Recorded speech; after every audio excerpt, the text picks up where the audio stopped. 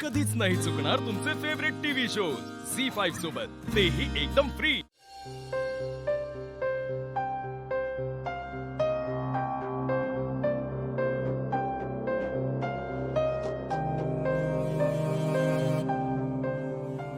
Mamma मला लगेच सोडून गेली, थांबली सुद्धा नाही। कधी कधी वाटतं की मम्माला माझी काळजीच नाही।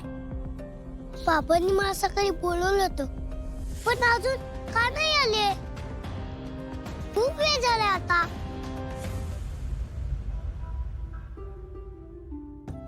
बघ शिव, तुझ्यासाठी श्रीखंड आहे ना, गोड गोड, तुला आवडतं ना? अहो श्रीखंड का घेऊन आलाय? मी एवढी छान भाजी केलीये।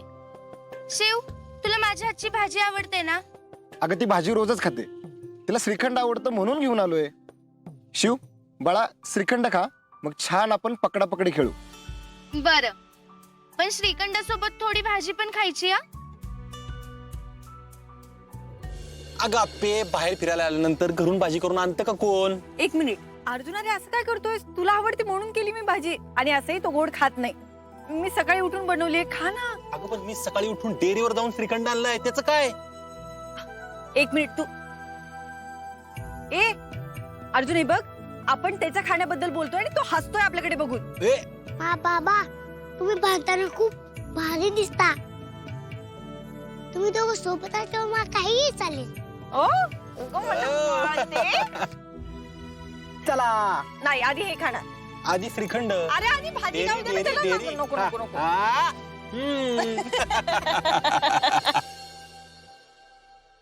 बाबा, तुम्ही कामात असता, पण मग तुमच्या बरोबर फिरायला जायचंय।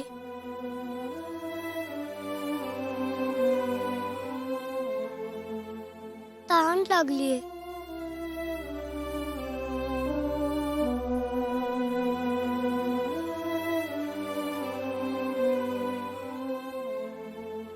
काका, मी अमोल।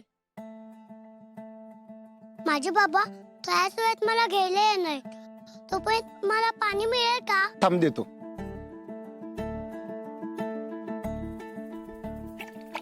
घे पी।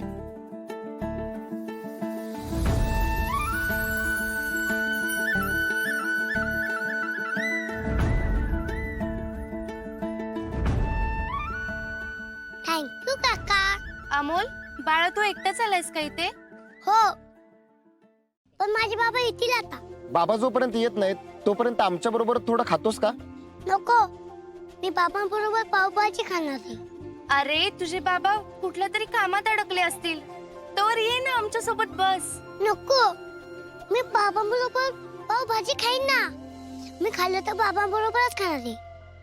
तुझे बाबा येईपर्यंत आम्ही इथे जाऊ, तुला काय लागलं तर सांग। हो काका, थँक्यू। वेलकम।